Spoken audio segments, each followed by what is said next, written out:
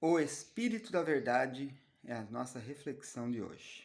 Bem, estamos falando aqui com este título daquele que seria enviado após Cristo subir ao céu e iniciar o processo de intercessão por nós à direita do trono de Deus.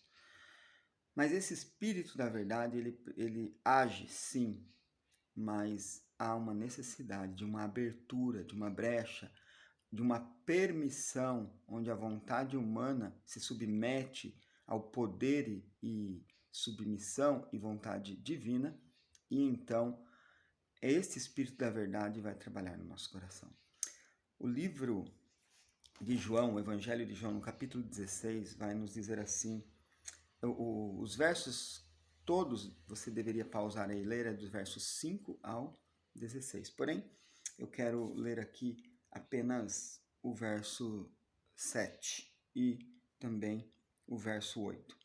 Mas eu vos afirmo e digo a verdade, convém que eu vá, porque se eu não for, o Consolador não virá para vós outros. Se porém eu for, eu vou-lo enviarei.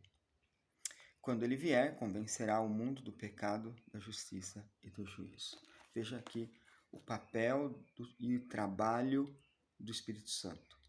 Um esforço tremendo que o céu se envolveu aplicadamente na vida humana para convencê-lo que a sua situação é pecaminosa, é injusta, né? E que haverá um juízo sobre isso e que tais condições podem ser mudadas, podem haver uma guinada nessa direção se nós permitirmos que esse Espírito da Verdade, então, abra nossos olhos, desvende aquilo que está nos cegando, e então possamos enxergar a graça extraordinária de nosso Senhor Jesus Cristo.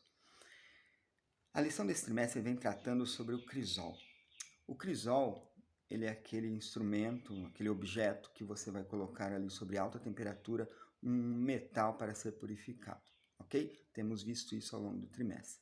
Ou seja, esse instrumento é o modo pelo qual Deus quer nos santificar após o processo de justificação, quando num ato eu aceito Cristo como Salvador.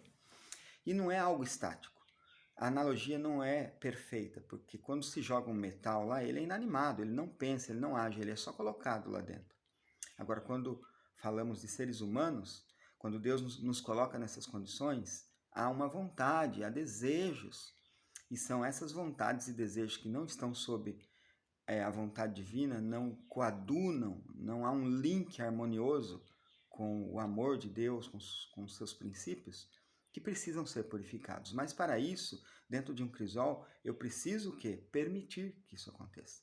Aí vem aquele esforço tremendo de eu lutar contra a minha natureza, e o Espírito Santo então vem ao encontro, né, ou melhor, de encontro com isso, para lutar junto comigo, para que as vontades divinas começam a sobrepujar a vontade humana.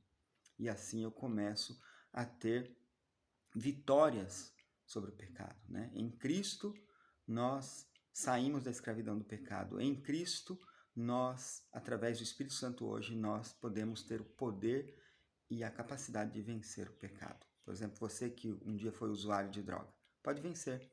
Você que foi promíscuo em alguma situação de vida e venceu, isso é graças ao Espírito de Deus. E tantos outros exemplos que poderíamos colocar. Nós vamos continuar amanhã estudando esse assunto tremendo. Um abraço.